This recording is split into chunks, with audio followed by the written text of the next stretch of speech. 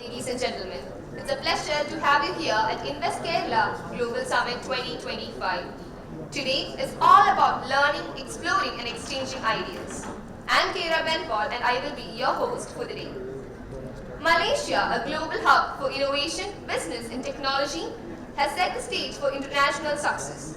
With Kerala's dynamic talent and entrepreneurial spirit, this partnership has the potential to create groundbreaking advancements across various sectors.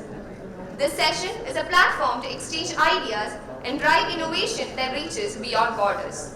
Let's engage, collaborate, and shape a future of global impact because this is where global starts. I invite Ms. Sheila Thomas, Managing Director, Kerala Rubber Limited, for the opening remarks. Ma'am, please. It's still good morning, so good morning to all of you. Before saying a few words, I would like to welcome Mr. Sharavana Kumara Vasagam, Mr. Van Ahmad Tarmisi Van Idris, Mr. Shasai Hidayat Abdul Shakur, to this important interaction with Government of Kerala.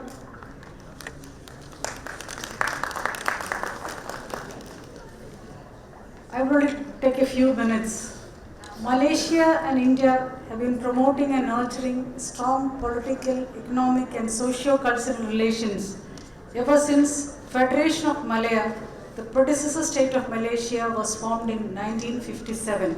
So it's a very long-standing relationship. There is considerable goodwill for India in Malaysia. Malaysia hosts approximately 2.75 million people of Indian origin, the second largest PIO community in the world after the US, and the third largest Indian diaspora in the world, and forms about 8.6% of the Malaysian population.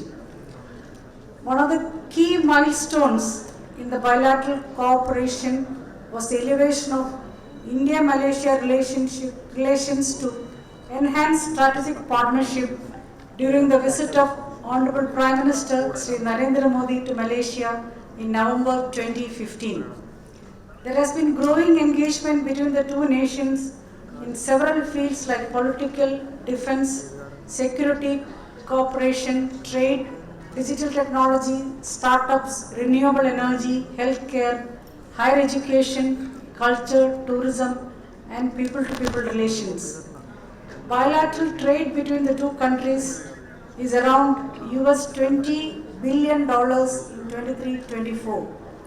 Malaysia emerged as the 16th largest trading partner for India, while India figures among the 10 largest trading partner for Malaysia.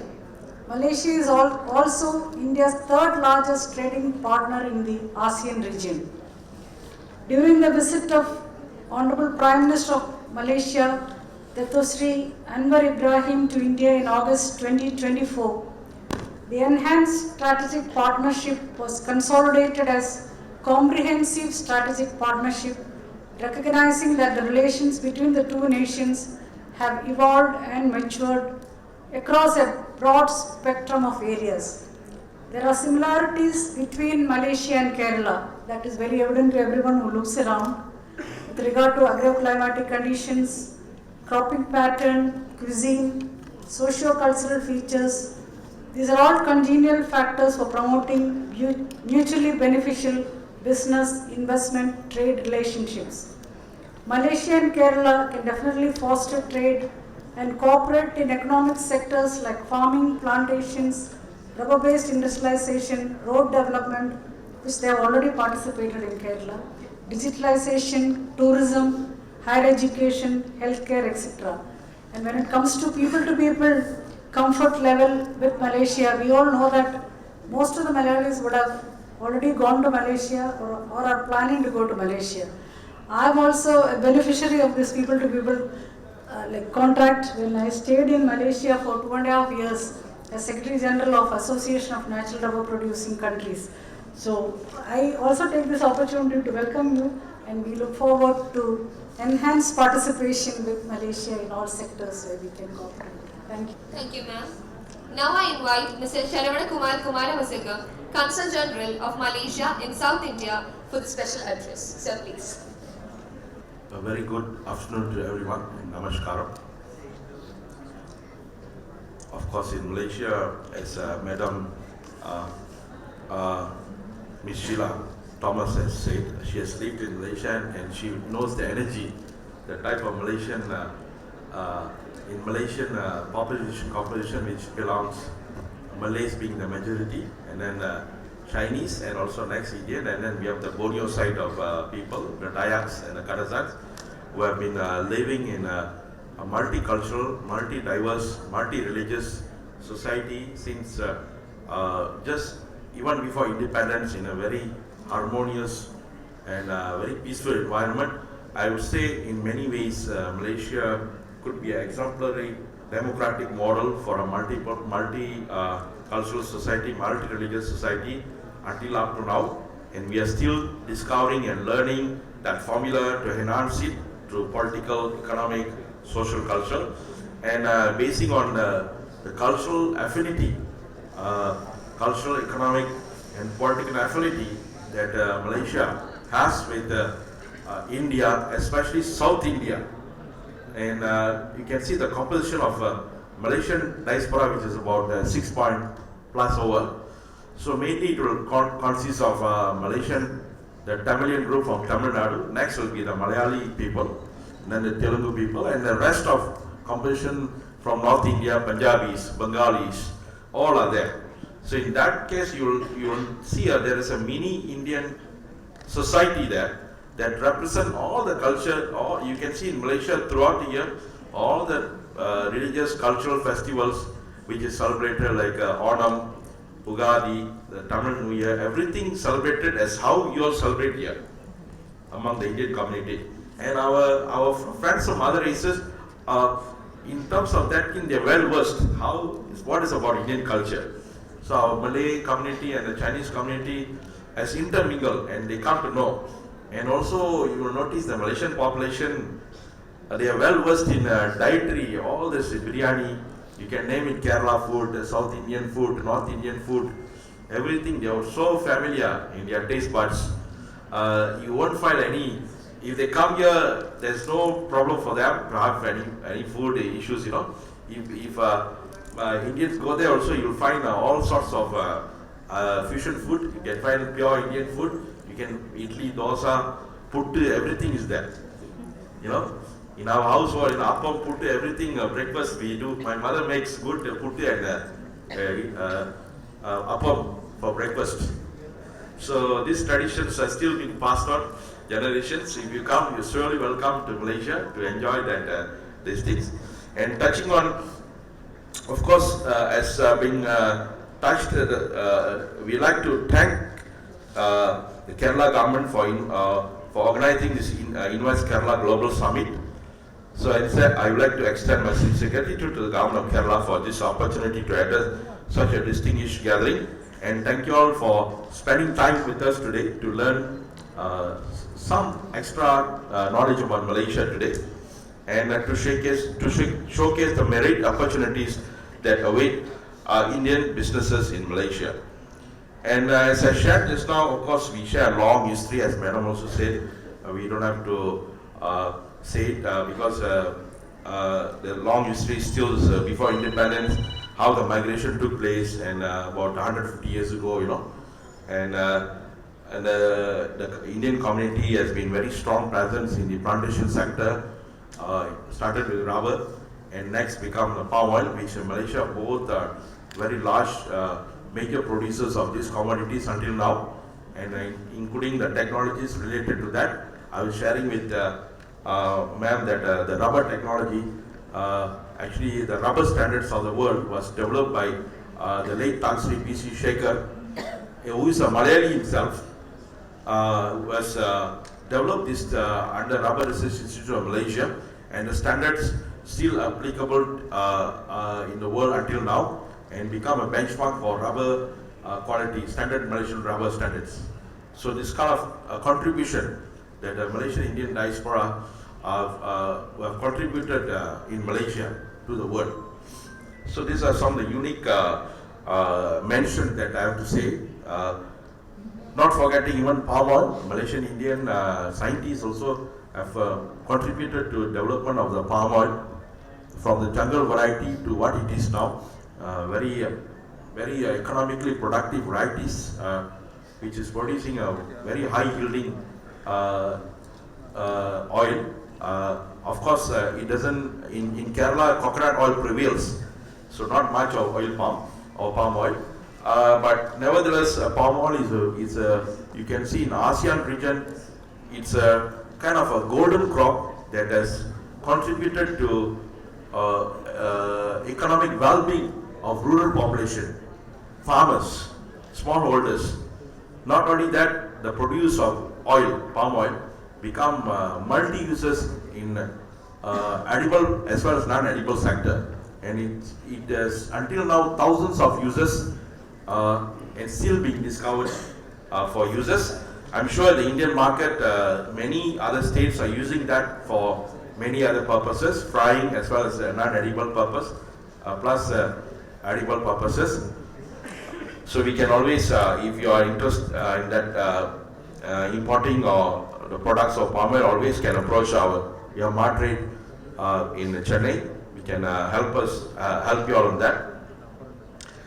Of course, I would say another cultural aspect, we have long culture. Kerala has historical links with Malaysia through migration from Malabar. Mainly, the first migration from Kerala took place from Malabar region in the 1700s, formed a solid foundation, whereby you will notice many restaurant, Indian Muslim food restaurant, have a distinct ownership from this part of the world until now, through the family. It's hereditary, it's handed over generation. If you go around in especially west coast of Malaysia, you will see many restaurant chains that has connection to this Malabar region.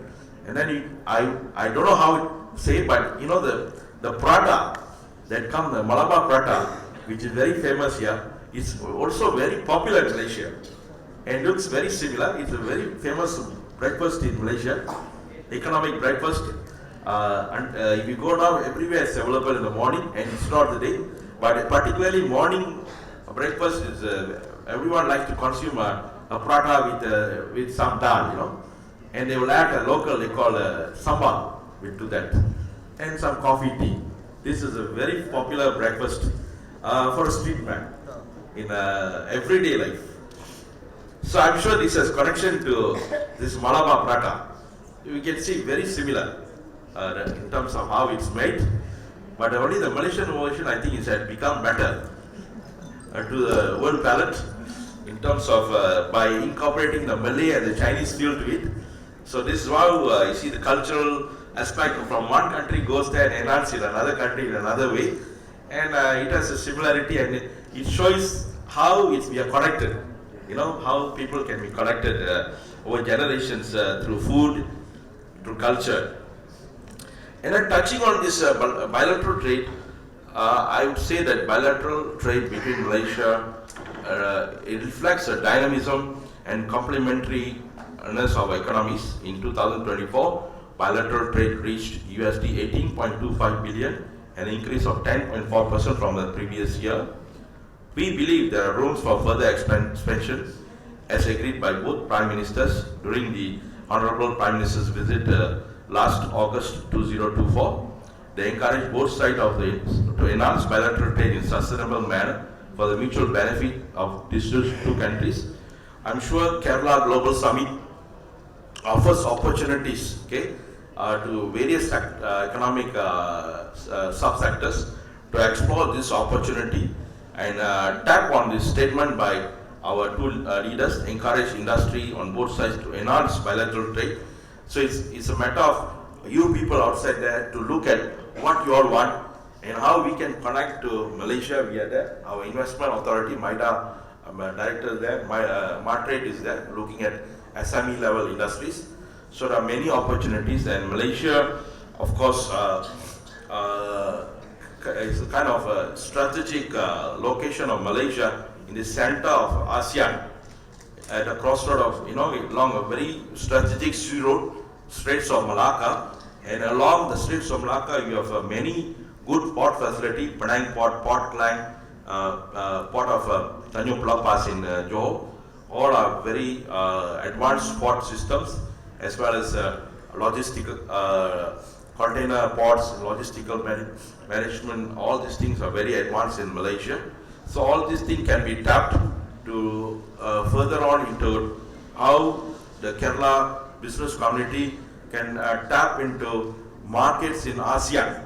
ASEAN offers a market of 700 million people, and there's a lot of opportunities by using Malaysia as a hub to actually you're going to bring your products and services from Kerala to Malaysia or vice versa, and look at how this can be tapped into that 700 million growing population in ASEAN. So in that case there is opportunities, but it will depend on how, based on your needs, that you're going to explore this opportunity. Over here I can just say generally, I cannot be specific, but I can just throw the figures generally. But there is vast opportunity of 700 million, and ASEAN offers a big market, and Malaysia offers a very strategic location in terms of doing business in ASEAN region, and we are one of the top nations on ease of doing business in ASEAN region. And of course, as I said, why we touched a lot of culture. When you go there, you'll feel like homely. You can settle down very fast in terms of personal needs, this and that, and then you can start looking for opportunities from there. Explore Malaysia as well as regional markets from there. Of course, you'll meet Malaysia also has a huge trade with China, and you can also, through the Chinese business community, you can tap opportunities to China through Malaysia also. Then those opportunities are there. It's how we see how we tap that opportunities available. Of course, in terms of tourism, to strengthen the people-to-people ties, we have extended, as you know, last 1 year, 2024, we have a very encouraging tourism travelers from South India to Malaysia. Due to that commentary of the good feel, the Malaysian government in welcoming Visit Malaysia Year 2026 has further extended the visa-free regime for Indian visitors until December 2026. With announcement of such policy, it has made traveling seamless. So you can just think of traveling tonight, buy a ticket, and just book a hotel, just fly over and just register digital arrival card, and you can fly. There's nobody stopping you to go anytime. That is one gift that many Indians were requesting before I came here. So eventually the government granted. It's like a visa-free travel. Anytime you can take your bag, buy a ticket, even tonight, the next flight you can leave. They will give a 30 days visa stamp, and then you can go to neighbor country within 24 hours. You can go back. It's like a multiple entry. This facilities only. So this is a big advantage that has gained for both sides tourism, and the Indian government also has reciprocated this policy by extending to Malaysians by giving visa-free thing. So it's a very good bilateral strengthening of ties by offering such a good friendship in terms of visa, So both sides can take advantage. And then of course you can see that more and more requests for increased flights. It's just there's a lot of requests coming in for this year also. There's to increase flights to Kochi, Calicut, all these South Indian main cities, second tier cities. Hopefully there will be more flights coming. So these are some of the things that I would put forward to you all generally, taking advantage of Kerala Invest. And of course, when I listened to all the leaders yesterday who spoken about Kerala Invest, so you can see from there, there's vast opportunities, and then your minister was a very friendly person. I met him, this is the third time meeting Minister Mr. Rajesh, the industry minister. and I can see he's a very forthcoming man. Very interesting, and also the industrialist has been telling.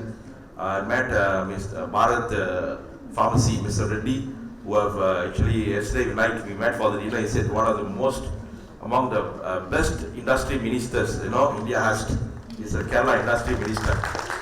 Okay, so with that we are hoping that we can from Malaysian side we can leverage on the available partnership opportunities that arise in the area of manufacturing, renewable energy, petrochemicals, digital economy, by leveraging with Kerala's strategic coastal location and its potential as a maritime hub in the south, by combining our resources, expertise, and market access, we can create synergies that benefit both our regions and contribute to our shared prosperity. With that, I'd like to again thank Kerala government for such a wonderful hospitality accorded to myself and my team, and we are hoping that the success of this Kerala Invest will further grow in the future, and fruitful ventures will come out of it. Thank you. Thank you, sir. Next, I invite Mr. Uwan Ahmad Tarmizi Uwan Idris, Trade Consulate General of Malaysia in South India, and the moderator for today's session to please take over. Very good afternoon to everyone. Madam Sheila Thomas, the representative from the Government of Kerala, our Consul General, Mr. Savana Kumar, my fellow speaker, Mr. Shazri, distinguished guests, ladies and gentlemen. Thank you very much for coming to our session today. I can see that it's a very strong crowd today compared to. Just for information, I've been traveling throughout the country for the last 1 month. Participated in several similar events in West Bengal, in Odisha, in Karnataka. Today we are here in Cochin. Next week I'll be in Assam. But if I can compare, with due respect to the rest of the states, I think this is one of the best. We have the best crowd. It's just now, before this, while listening to Mr. Consul General, I was visualizing about the dosa, idli, so paratha and whatnot. So before we start with my presentation, where I will set up the stage for the rest of the presentation, I just would like to share with you the video about tourism in Malaysia. But before that, I just would like to ask any of you in the hall has been to Malaysia, who has been to Malaysia? I think many of you could have been to Malaysia. Thank you. So please enjoy the video.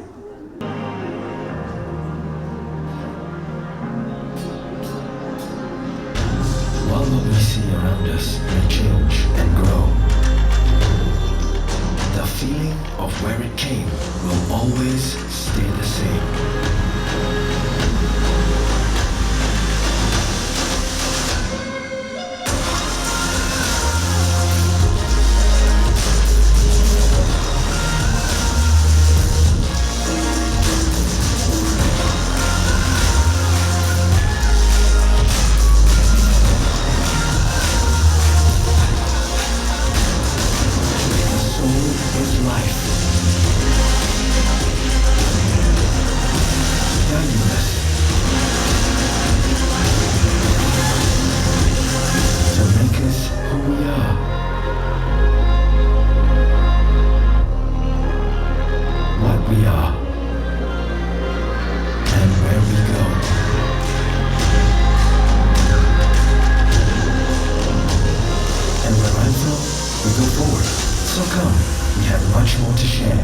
Malaysia, truly Asia.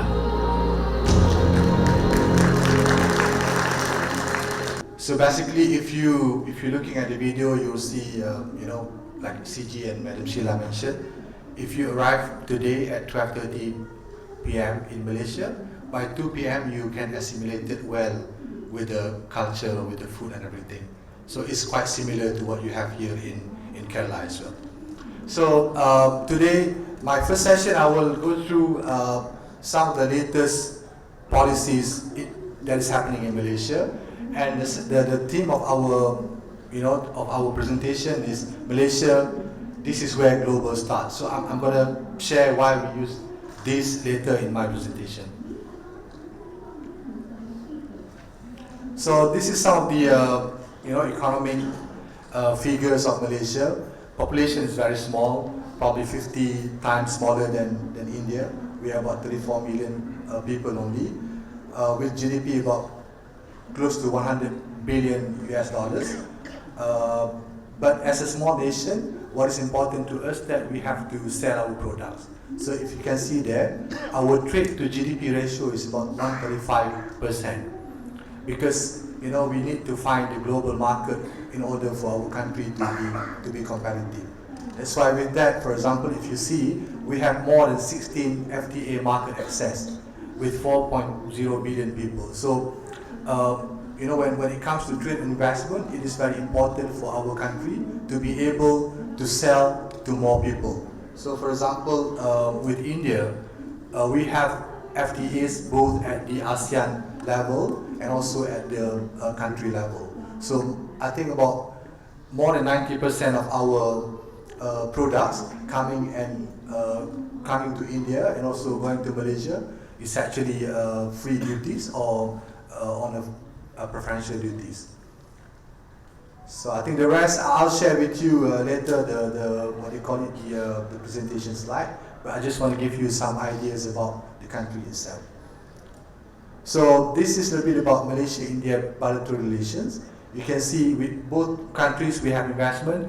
Malaysia, we have investment here in India. Indian companies also have a huge investment, bigger investment value in Malaysia.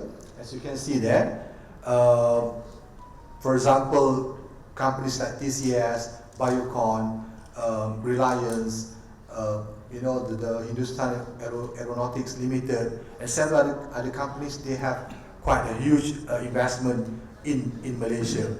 So when CG mentioned about 50, 60 years ago, Indian people went to Malaysia to work in the plantation, but I think nowadays it's completely different. We have a lot of qualified Indian in the ICT sectors, for example, working in Malaysia, representing either the Indian companies and also the Malaysian companies. And even I think a couple of months back, we have a group of civil servants. They came to Tamil Nadu. They've been stationed at the HCL.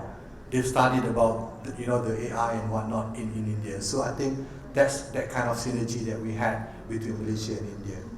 So the total trade, I think CG also mentioned just now, 18 billion US dollars last year. We export more to India at the moment, but we are looking also to receive more export from India to Malaysia, because I think in order for us to have a more balanced trade relationship, we have to have a balanced numbers in terms of exports and imports as well.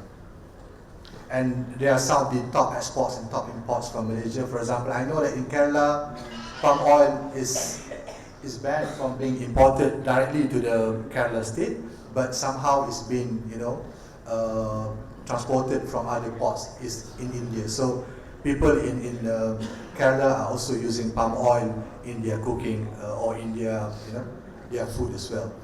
And I think for complementarity, Kerala, for example, is very strong in coconut. So I think it's also a big market back in Malaysia. Like for example, yesterday I received one inquiries from a businessman here in Kerala.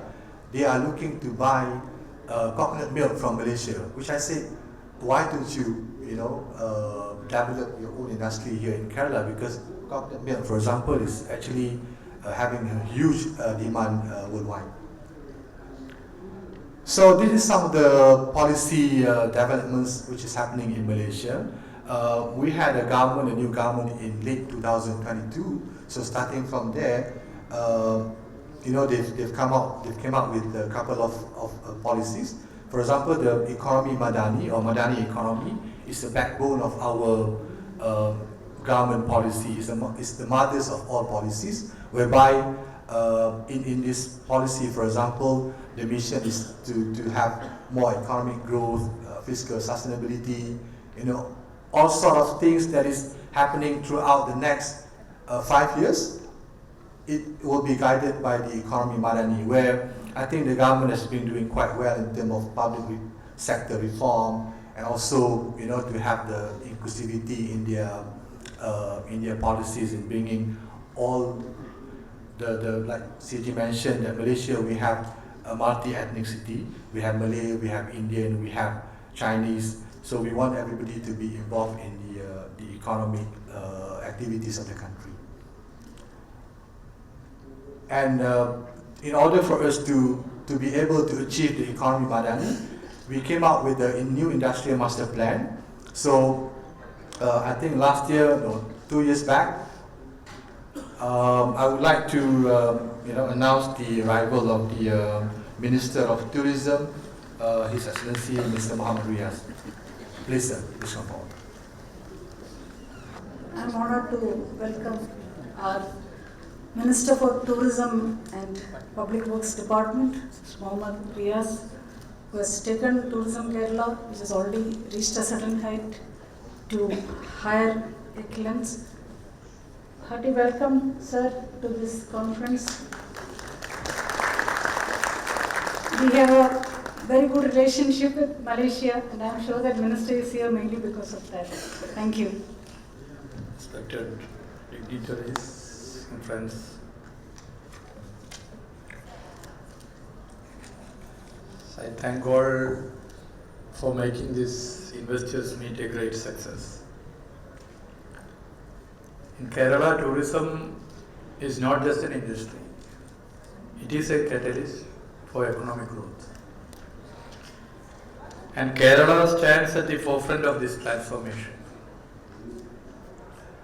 With its breathtaking natural beauty, rich cultural legacy, and global reputation as God's own country, Kerala offers an unrivaled landscape for investment, innovation, and sustainable development. We conducted a tourism investors meet in the year 2023. It was a powerful testament to this potential. Drawing an impressive number of visionary investors,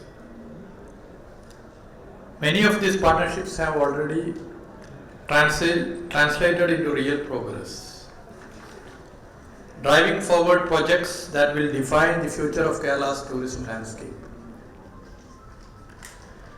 What truly sets Kerala apart is the diverse range of investment opportunities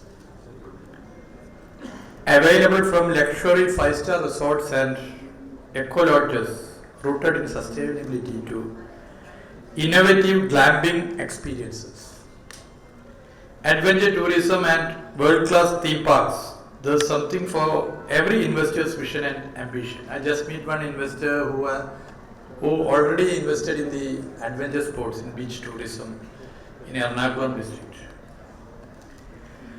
Kerala also leads as one of the earliest states to integrate innovation and technology into tourism.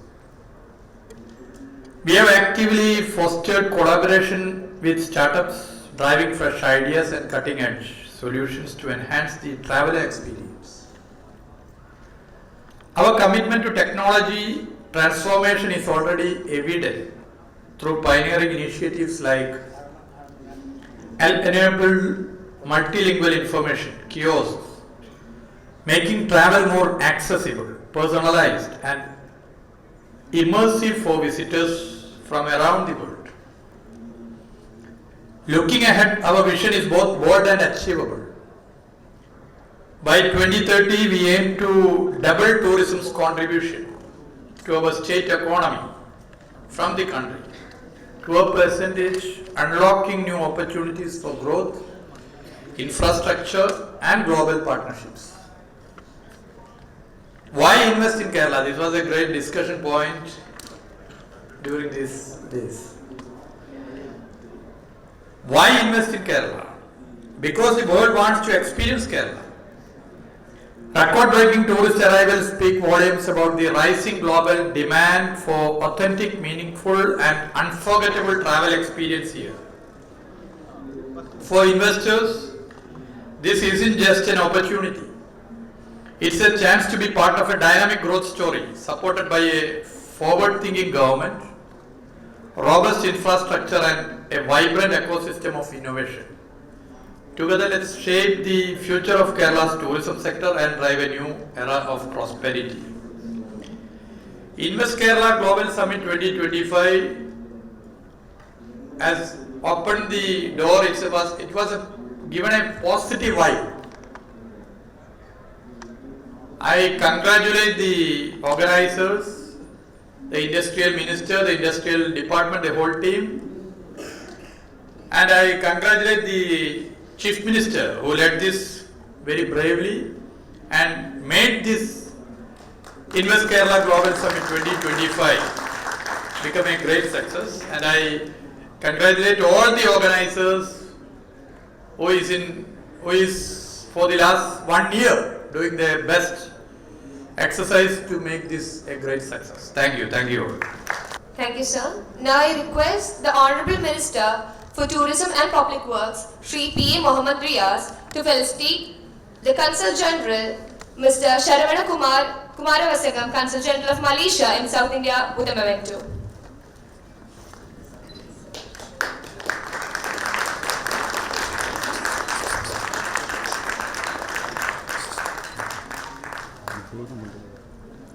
And also to the other dignitaries on the stage.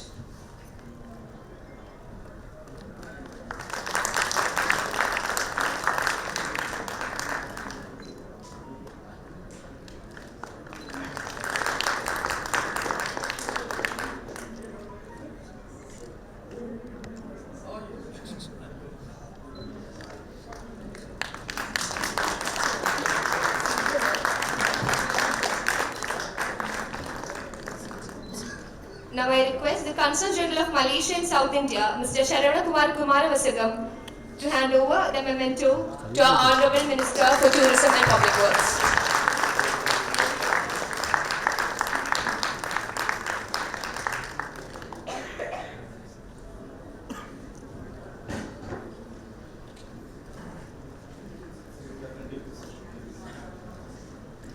We will be continuing the session. Thank you.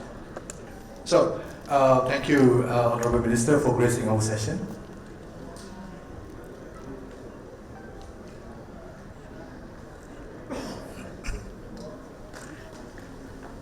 So we'll continue with the rest of the presentation. I know we are slightly behind the time, but I'll try to make it very quick, very fast, so we can finish before 1:15, and we can have some, question and answer session as well later on. So I think I left you at this slide. So we are talking about the new industrial master plan, where the government is very, putting a lot of efforts in terms of improving the industrial status in Malaysia, where by 2030 we are looking at adding or having 587 billion in our GDP, value added to our GDP. We could have more than 3.3 million population, which is about 10% of our total employment or total people in the country. And we would like to also increase our median salary of our people to $1,000 per month. So these are some of the new industrial master plan, the sectors that we are talking about. So this is actually some of the sectors that, if you are looking at coming to Malaysia to do some business in Malaysia, these are the sectors that you can look. For example, aerospace, automotive, chemical, and so on. And in order for us to achieve that, we are also looking at we came up with the National Energy Transition Roadmap, whereby by 2050, we are targeting of having, net zero emission in Malaysia. So this is also some of the things that I think is very important for the Indian businessmen to look at. I know that Kerala also is huge with renewable energy, for example. So we are looking at having the net zero emission by 2050. Digital transformation, that's I think one of the most important sectors that is taking place not only in Malaysia but also everywhere in the world, especially after the COVID-19 that happened in 2020. So, for example, Malaysia and India also we've signed the digital Malaysia-India Digital Economy Agreement.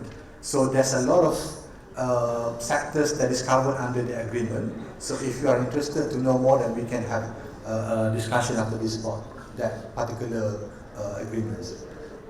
So this is quite important. That's why I'm calling the theme of our presentation as this is where global starts. Because in Malaysia, for example, I can say that we are one of the most friendliest country when it comes to doing business. So you can see there, equity ownership, you can have up to 100% depending on the sectors. Some of the sensitive sectors probably you can't go up to 100%, but the rest you can come in with 100% ownership. Repatriation of your fund, for example, there's no limitation. As long as you follow the taxation rules and whatnot, you can repatriate whatever money that you made in the country. We are also in the heart of ASEAN. You see the map of Malaysia, we are really at the heart of ASEAN. ASEAN is actually the third largest economy in the world with more than 700 million population nowadays. So if you come to Malaysia or any of the countries in ASEAN, you basically have the be able to sell your products within the ASEAN region with zero duties. If let's say you have your factory in Malaysia, you sell to any other countries with zero duties. And also ASEAN received 11% of the global FDI. So as a small, I can say that it's not big region in terms of total numbers, total population, but we receive significant numbers of global FDIs on an annual basis. So the rest, for example, we have a robust supply chain and ecosystem. E&E, for example, in Malaysia, our E&E sectors, the ecosystem has been there for the last 50 years. So I think, I'm not sure about Kerala, for example, last week I was in Bengaluru, they are quite strong in E&E and also in ICT. So we have a lot of complementarity that we can do between both countries and also between both country and also the state of Bengaluru. So we also have competitive tax incentive. My colleague Mr. Shazli will talk about it later. I spoke about the gateway to the world by having the FTAs, and now Malaysia also we are focusing on the sustainability. So I think probably we are on the similar page when it comes to sustainability. My colleague will talk about the investment. So this is about the business connection. For example, in India alone, we have 234 flights weekly. And in Kerala, I think for Cochin, Trivandrum and also Calicut, we have more than close to 30 flights weekly. So I think after Tamil Nadu, probably Kerala is the second most important state when it comes to our air connectivity between Malaysia and India. So I think all we've been talking about the visa free, you can come anytime that you want. Third largest Indian diaspora, food cuisine and whatnot. So I think there's a lot of similarity that we share between both countries. My colleague will share about the investment. I will come back later just to touch a bit about trading opportunities between Malaysia and India, particularly Kerala. In India, we have many agencies. We have tourism agencies, we have economic agencies like myself. I'm based in Chennai, my colleague is based in Mumbai, we have the High Commission. We have quite a huge or big presence in India where we can help anyone who are interested to do business or to explore Malaysia for tourism, for example. These are some of the, I'm not going to touch about it, I'm going to touch it later during my presentation. And this year, I think what is important is that we are also hosting, or we are the chairman of ASEAN. So this year there will be a lot of activities taking place in Malaysia. And I think as a dialogue partner of ASEAN, India will also heavily involved with many programs, either at the government to government, and also we would like to also invite business people to come this year to Malaysia to participate in many programs that we are going to organize this year. So these are some of the programs that we can do together. Like my office, for example, our services are free of charge. If you are coming to us to ask about selling to Malaysia, selling to Malaysia we can help at a certain level, but if you are buying from Malaysia, we can help you from A to Z, from looking at the partners, from understanding the market. So our service, because we are from the government, we are doing it for free. You'll get the contact details of all the economic agencies later on. So I think that's all from my side. And now I would like to invite my colleague, Mr. Shazri, to continue with his presentation. Mr. Shazri, the floor is yours. Thank you.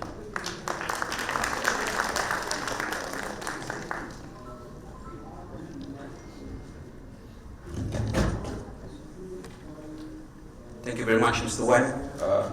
I think for the interest of time, I'll try to make my presentation short, sweet, and informative. Alright. So, Madam Sheila Thomas, His Excellency Mr. Sarvana Kumar, the Consul General of Malaysia in South India, my colleague Mr. Wan Ahmad Tamizi, Trade Consul, Matre Chennai, respected dignitaries, ladies and gentlemen. Okay, thank you very much. So, a little bit of information about Malaysia. Next slide. This is the same slide. However, I want to touch on the uniqueness of Malaysia. If you can see at the government, it is stated parliamentary democracy with constitutional monarchy. So that is the uniqueness of Malaysia. The leaders of Malaysia, the executives, are people who are elected by election, and at the same time we have 9 active royal houses. So it's how we manage to have the royal houses and the executive to work together to ensure that Malaysia is on the right path for growth and development. My colleague Mr. Wan has mentioned about Malaysia having 16 FTAs, bilaterally and multilateral, and 135% of trade to GDP. So that means Malaysia is the global production and also the center for trading across the region. Okay, this is about MIDA. MIDA, or the Malaysian Investment Development Authority, is the Malaysian government's principal investment promotional agency for the development of manufacturing and manufacturing-related services in Malaysia. So my job here is to get Indian companies to come to Malaysia to invest in manufacturing and also in certain selected services sectors, which I will explain more in my future slides. So MIDA has been instrumental in shaping the economic landscape of Malaysia since the 1960s. We started with the import substitution in the 60s, and as the technology grows across time, now we are looking into high-tech industries such as the green technology, digital economy, and also Industry 4.0, and all the industries must adhere to the SDG and ESG as what the world aspires for all the countries to be. Okay, in order to attract investments from around the world to Malaysia, MIDA has 21 overseas offices, and my office, Mumbai, is in charge not just India but the South Asia region. So you are welcome to contact me or my colleague, Mr. Vivek. He's behind there, Mr. Vivek. Mr. Vivek has been with MIDA, I think, for almost 15 or 16 years. So he's a very resourceful person. You can contact him to get more information about Malaysia. And also, after we attract investment from overseas, we will help the potential investors in implementing their projects in our country. And we do that by having 12 state offices around our country. So we have 21 overseas offices to attract investment. And when you come to Malaysia, we have 12 state offices to help implementing your projects. So these are basically a little bit of the contact details of myself. I'm sharing this slide with you. You can ask from the organizer after this. Okay, talking about manufacturing sector, we would welcome any manufacturing activities to our country. However, we do have our targeted sectors as listed here. For manufacturing, E&E, chemical, machinery, life sciences, transportation, building technology, lifestyle, bioeconomy, food tech, and resource-based industries such as palm oil, pulp and paper, and the others. And for services sectors, as I mentioned, all these selected services sectors are under the purview of MIDA. So these are the ones under MIDA's purview. As you can see, it is the healthcare. So if you plan to open up private universities or private hospitals, you can come to MIDA. We will help you on the business part to get the incentive that you are eligible. However, on the it will also involve other ministries on the regulation part. So if you plan to open up private hospitals, the Ministry of Health will come into the picture as well. Just to give you a picture on how MIDA works with other ministries in order to help investment to our country. Okay, these are basically a few notable Indian companies in Malaysia. You can see Manipal. Manipal started with one university. Now they have 3 universities in Malaysia. Goldstep is a chemical company. Biocon has a large presence in the south of Malaysia, in Johor. Recron has been for quite some time. HAL, they open up the regional office in our country. I will explain what the regional office is, because the regional office is one of the facilities that we offer for Indian companies to understand the ecosystem in Malaysia. So you don't have to come and put a big chunk of money in Malaysia. You can come and learn about our ecosystem, then you can decide whether you want to make Malaysia as the destination or not. And I think Tirumalai Chemicals is one of the big chemical companies from South India. They also have huge presence in our country, in the west coast, in the state of Terengganu. So they are doing well in Malaysia. And I would like to share this story, and why I take HP as the example, because in Malaysia we are targeting the long game. HP has been in Malaysia since 1972. They set up their semiconductor manufacturing in Penang. So I'm sure some of you would know that HP is a big company, and over the time, in 1999, Agilent spun off from HP to become the measuring devices manufacturers. So in 1972, we host HP. They set up their semiconductor manufacturing. In year 2000, when Agilent spun off from HP, we hosted Agilent Technologies in the year 2000, and they opened up a world-class facility that includes manufacturing, R&D, sales and marketing. And again, in the same measuring devices business, they are doing very well, and they have split into 2. They formed a new company they call KSIDC Technologies, focusing on the electronic measurement business in year 2013. And in the year 2014, KSIDC Technologies opened up another manufacturing, supply chain, engineering, R&D business management in our country. So now we are hosting all these 3 companies, HP, Agilent and KSIDC in our country.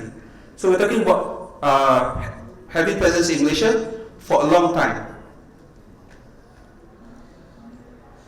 And those success stories is not limited to HP. We can name a few other MNCs that are having similar success stories in our country. We have more than 5,000 companies in operation in Malaysia from 50 countries currently. Okay, so this is how you can plan of your investment to Malaysia. You can start with setting up the representative office or the general office. We call it RERO. And then the next step, if you find Malaysia suitable, then you can open up your sales office or service center, or you can jump straight to open up your production facility in our country. So that is how we understand the needs of each investor. So RERO is basically, you can open up a small office. We can give expatriate post approval for at least one person to come to Malaysia and head the office, and you are allowed to undertake activities such as gathering information, do feasibility studies on the investment climate. You plan and coordinate your business activities. You can identify sources of raw materials, undertake R&D development, and also act as coordination center for the corporation's affiliates. So you come to Malaysia, You open up small office, study about Malaysia's ecosystem, and when you find it's the right time for you to go to the next stage within 2 years, then come back to MIDA. We'll help you to establish your manufacturing facilities or your sales office in our country. So again, this is the same slide. Malaysia is known as one of the place for ease of doing business. We allow 100% equity ownership. We allow repatriation of funds, 100% after you settle all the tax matters. And then we are very liberal in employment of expatriates. We will evaluate case by case basis. If one company needs maybe 10 because of certain expertise are not available in our country, so we can consider maybe 5 years of expatriate approvals. You can bring in your experts to Malaysia, work and train Malaysians, and when the period ends, that post is to be replaced by the trained Malaysians. And we also have another facility for expatriate. We call it the key post. Key post means as long as the company is operating in Malaysia, the approval is there.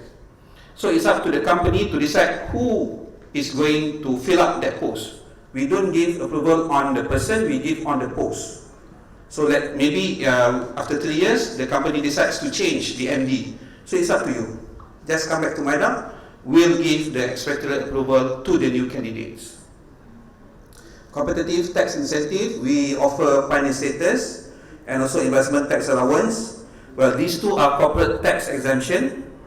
So you can use the exempted tax for more beneficial functions. We would like to invest more in R&D or like to expand your business. So it's up to you. And we are located in the heart of ASEAN, the third largest market in the world.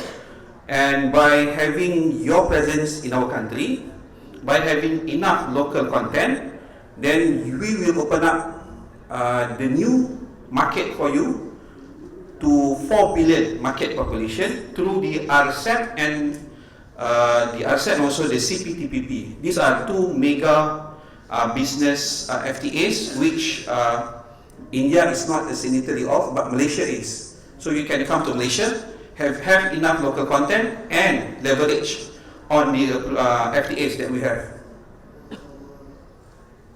We have a mature investment ecosystem to support your business. If you're looking for engineering companies or maybe funding sources, so we have all those potential suppliers.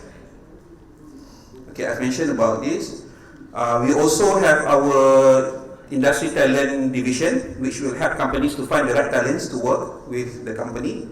And at the same time, we will develop our domestic industry to support your business in our country. So you come, we will develop our local supporting ecosystem to help you to lower your cost of doing business, because you don't have to import parts or components. You can use our local expertise that will help in lowering your cost in Malaysia.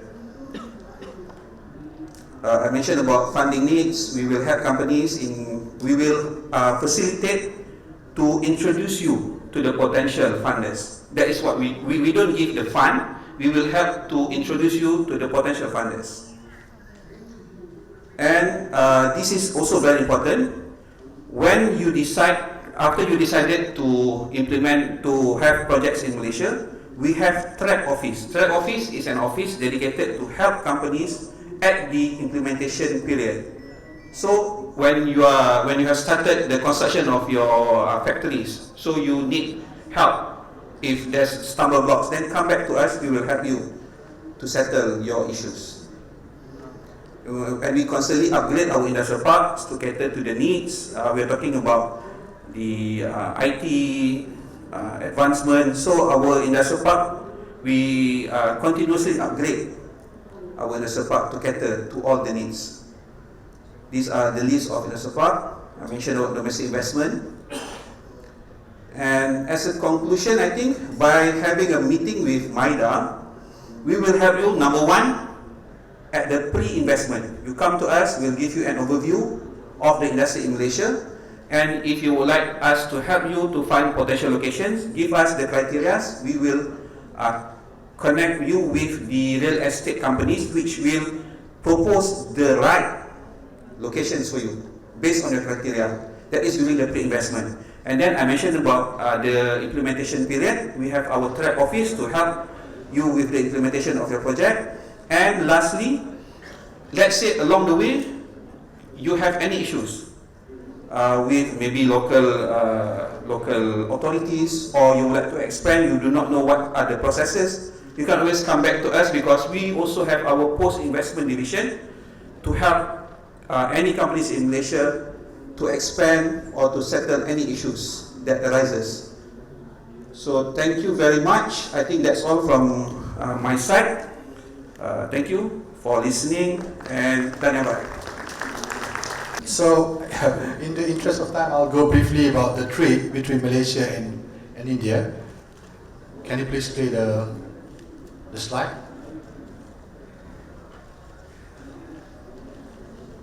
The last one. But by the way, I know that this is a very dry subject. It's already lunchtime, but I think it's quite important for you to listen, to what we can do, both Kerala business people and also Malaysia. I know that our focus is more on getting you to buy our products, but I think, like I mentioned, it is also very important for us to have a balanced, trade between both countries. Because if we don't have that, then I think it will not be of your interest to pursue, a more healthy trade relationship between both countries. So, having said that, I would like to go through some of the key economic data. Malaysia and India, if you can see, 1.42 billion, 33.9 million. We know that India is a very big market for us. We would love to come big to India in terms of our, export to India. We know that a lot more that can be done in India, basically. And for example, if you look at the total trade between both countries, not between both countries, this is from our figure. India at the moment, they have about 1.1 trillion. While Malaysia, we are talking about 630 billion, which is about half. With a country with our size, and with half the size of trade of India, I think you can see the significance of Malaysia as one of the trading nations. Because as a small country, we have to sell to the global. We can't only talk about selling within our shores, but we have to go out. But India, for example, I think there's a lot more that they can do as a country, to increase their export to the world. I know that you have enough market to cover in India, but I think by selling overseas, you'll get more margin. You can sell at a higher price. So I think that will have to also improve the socio-economics of the country. And then, for example, I think the rest is not so important for me to touch, but I think the most important thing is about the value of the trade. So if you look at the trade performance, the bilateral trade, at the moment India is the biggest for Malaysia in this region. So in terms of ranking, for example, we are talking about India is the 10th largest trading partner of Malaysia. So out of 200 countries in the world, India is the 10th largest. So it is a very important market for us. Export of 140 billion and import of 6.84 billion, with trade balance at the moment stand at 4.56. So over the last probably 15 years since we signed the FTAs, we've been, I don't like to use the word enjoy, but we've been recorded, always a trade surplus. It's good for us, but I think, like I said, it's very important for us, for the Kerala-based company, for example, to look at Malaysia as one of their export destination as well. And I think in doing that, although we are not be able to help you in a full-scale manners, but if you come to me, we can probably talk about how you can understand the market better, and also how you can approach the market, using whatever information that we can provide to you. So these are some of the products. I think, for example, India imported a lot of palm oil. Last 2 years, 10 years back, I think the price of palm oil was quite stable. But recently, the price of palm oil, I think, became very high, which quite not say worrying, it's good for our plantation industries back home, but I think in terms of competitiveness, probably if you compare to the local oil, also soybean or some other vegetable oil, we might not be competitive if the price keep pushing up. We also sell crude petroleum to India, manufacturers of metal, chemicals, and also electrical and electronic products.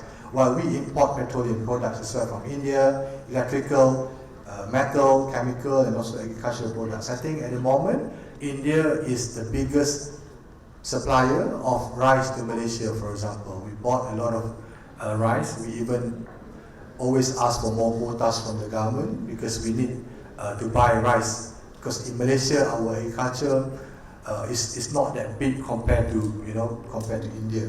And we also buy beef from India, for example, and some vegetable as well. So there's a lot of things. If Kerala is big in agriculture, you can look at the potential that you have in Malaysia.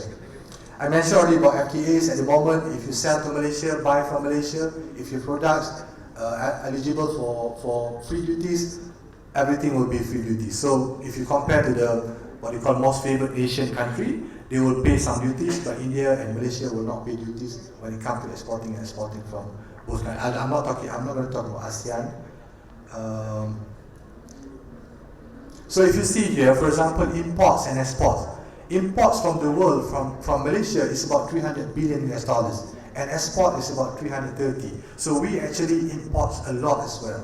In order for us to produce the end products back in Malaysia, we have to import a lot. So huge opportunities for not only for Indian companies, but companies all over the world to look at Malaysia as their exports destination. Talk about this. Some of the products you can see later, I can share with you the slides. You can look at some of the products that having potential to be exported to Malaysia and also to be imported from Malaysia.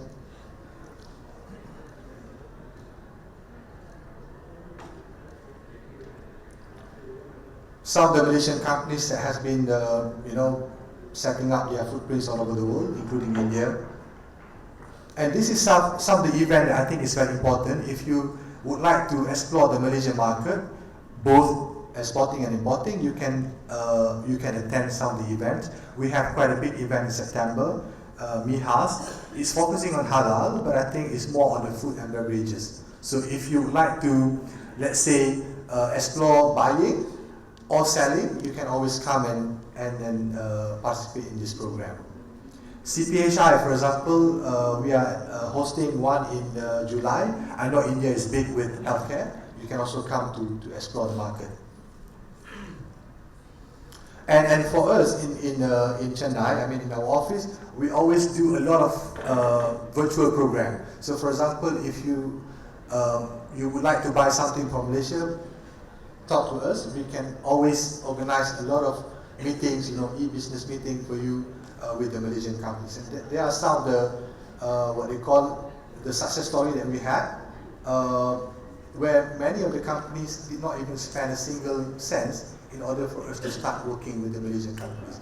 I think cross-border business, the most important thing is trust. In order for you to create trust, you have to have the government agency like us to guide you. For example, in Malaysia, you have 15,000 or 20,000 establishment, but we can tell you which one that you can work with. So it's for free. We are not going to charge you.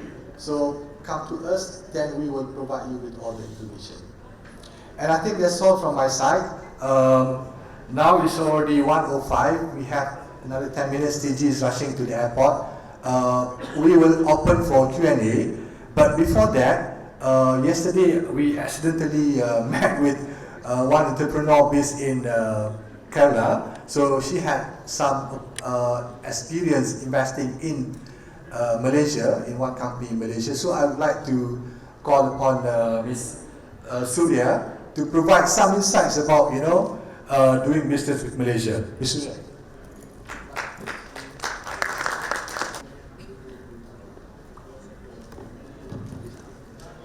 She would like to speak on the Yeah, hi everyone. Thank you for the opportunity. So I'll just give a bit of background about myself. So I'm Surya and I represent CCTS Global. We are an ICT company and we focus on IT products and we do IT services as well.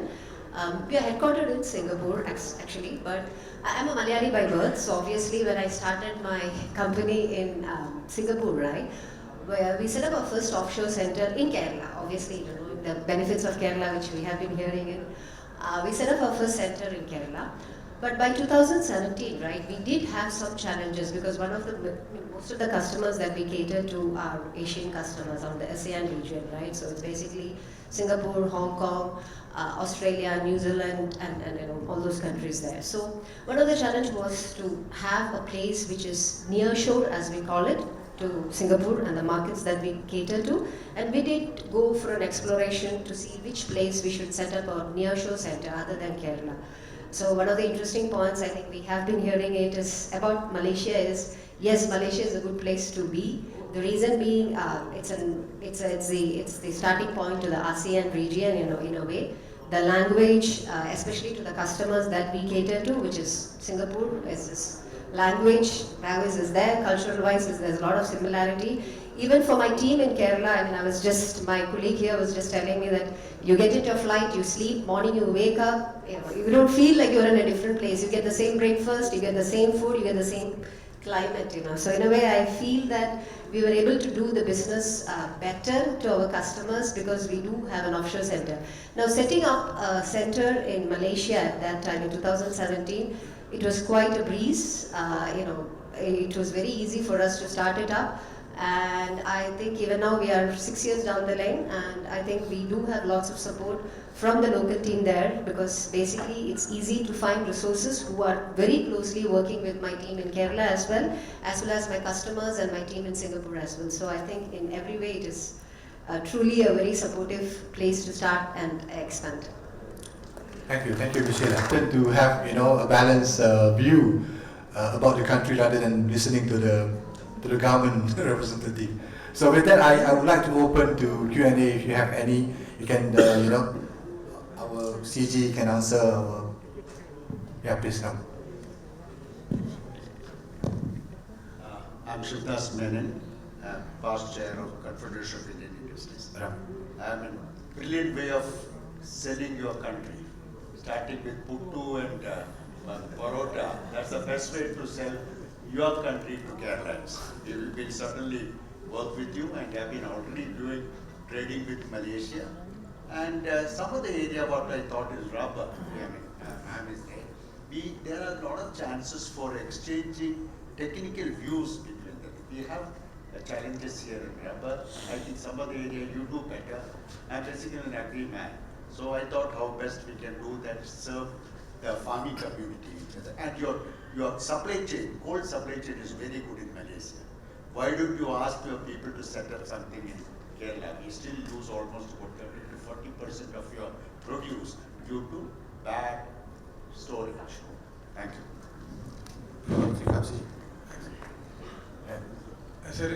His Excellency, Dr. Muslim with you, PI member in the EU, representing India in the EU for PI Center. Thanks for a beautiful narration of cosmopolitan, ethnic, integrated talk with regard to the multicultural and multi-faceted on a multi-faceted level. A beautiful narration. Talking on the Secretary Minister, Anwar. He was covered inclusive growth, economic growth, technology infrastructure, emerging technology, etc. And your area of MIDA. I would like to know, for increasing or enhancing the exchequer of your country, if we come in as a stakeholder, how well MIDA can collaborate with people like us, having a say in the European Union, especially having a know-how, knowledge, technology, intelligence, having its own exclusivity to collaborate with your country to enhance the foreign exchequer or economy of your country. When we are beneficiary, you are beneficiary. What way you can support it on a PPP mode? Capturing MIDA. Okay. Thank you, sir, for the question on the rubber. And you're always welcome. Answer it. what you get here, you will also get in Malaysia. On the day, moment you arrive there, you will get familiarized. On the rubber technology front, of course, Malaysia has passed by the stage of production because of competing land uses. So it is more to the technology, rubber production. We have, most of our production has moved towards South Thailand, and many are moving to Vietnam, and this kind of things happening.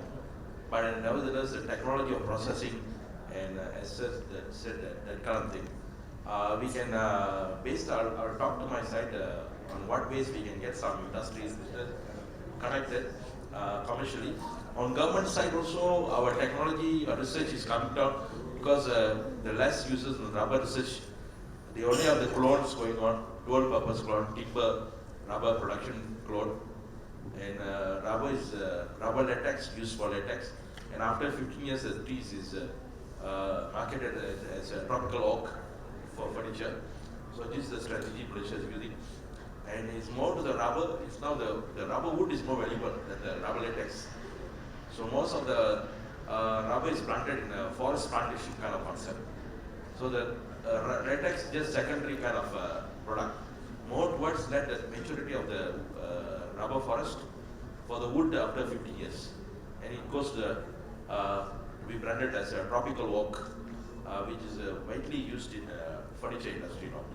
So this is a strategy Malaysia is adopting. But nevertheless, we will try to connect with some rubber companies who will have interest to come and work with companies here. Thank you.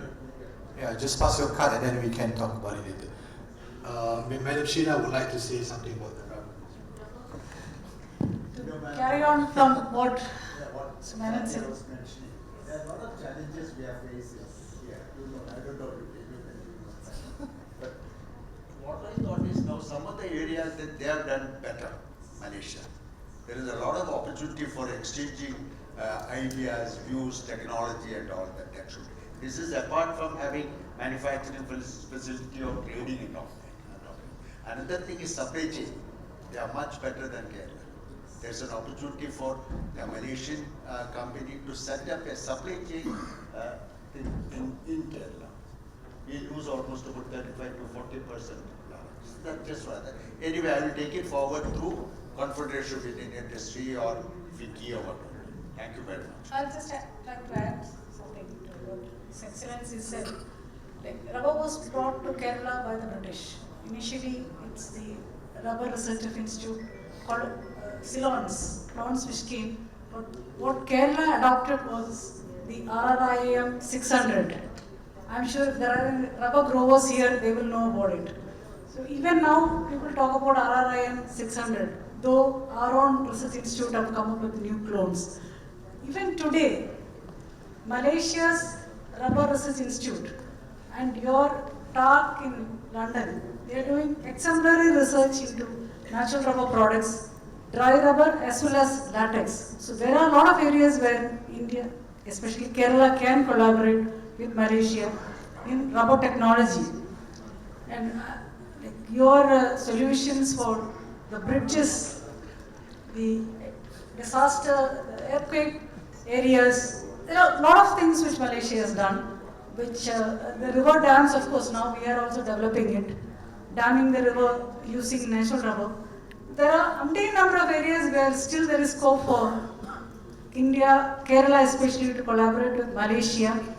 And your 65% of the world share of surgical and other gloves, of course, part of it is now nitrile gloves, but even then, natural rubber also, you are the market leader still in the world.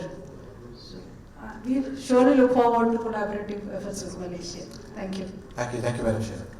Mr. Shazi, you want to take up the second question?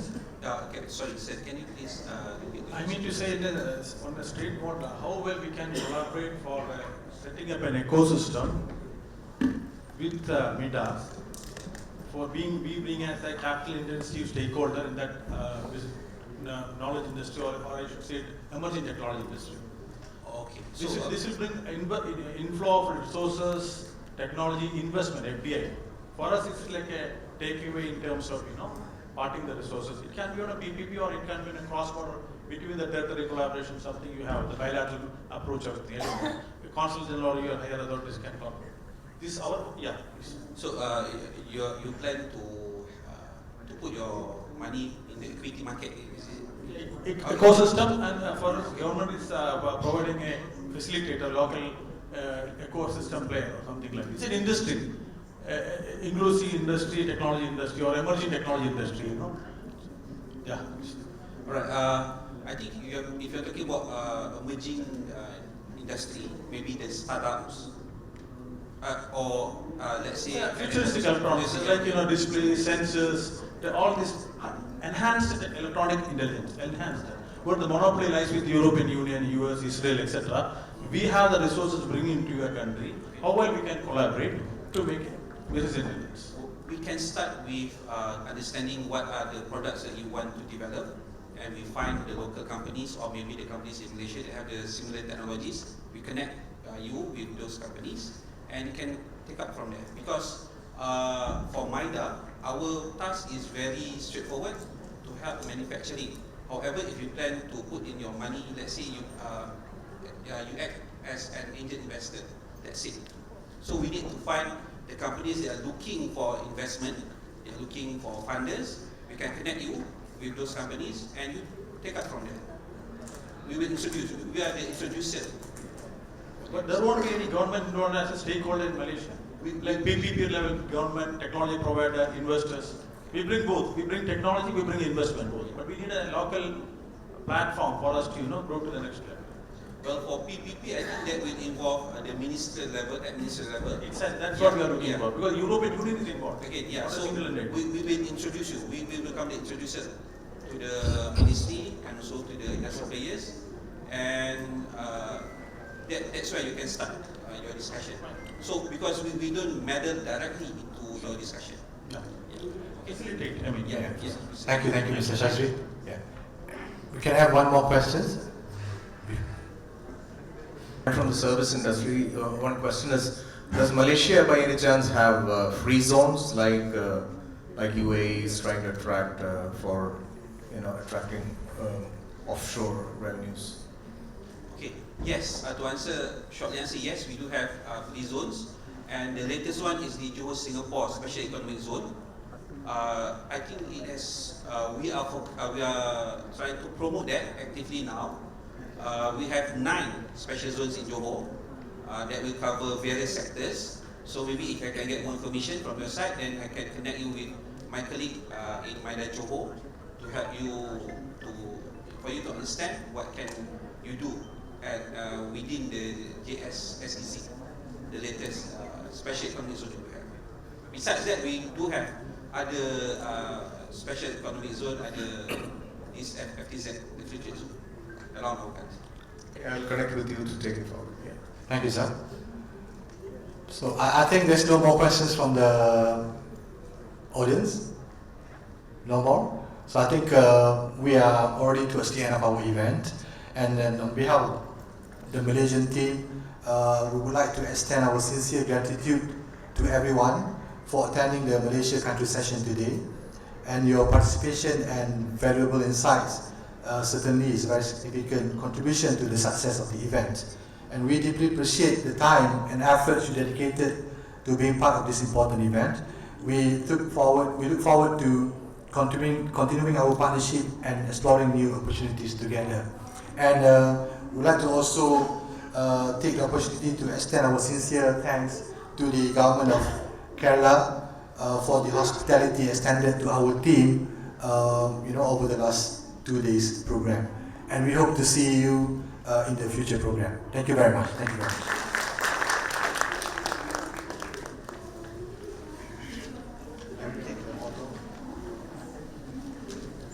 As we conclude this insightful session, I extend my heartfelt gratitude to each one of you for your time, valuable contributions and enthusiasm. Your presence has made this event truly meaningful, strengthening the ties between Malaysia and Kerala. Let's continue working together to create impactful opportunities and drive global progress. Thank you.